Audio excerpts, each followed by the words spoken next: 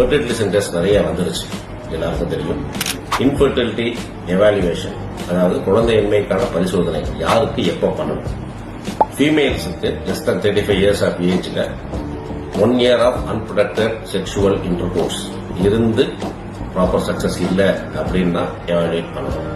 So 35 to 40 years of ஏஜ்ல ஃபீமேல்ஸுக்கு 6 months of unprotected sexual intercourse இருந்து ப்ராப்பரான ரிசல்ட்ஸ் இல்லைன்னா எவாலுவேட் பண்ணணும்.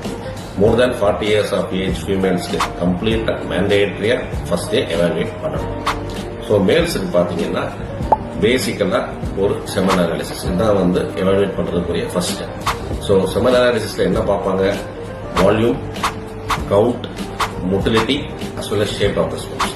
இந்த நாலுலயுமே ஏதாவது இஷ்யூஸ் இருந்துச்சுன்னா அதையும் ப்ராப்பரா எவாலுவேட் பண்ணி ட்ரீட் பண்ணணும். ஸோ ஃபெர்டிலிட்டி, இன்ஃபெர்டிலிட்டியை பொறுத்த வரைக்கும் மேல் அண்ட் ஃபீமேல்ஸ் ரெண்டு பேருக்குமே ஈக்குவல் கான்ட்ரிபியூஷன் இருக்கு. So at any given point of time both male and female factors have to be evaluated and treated properly.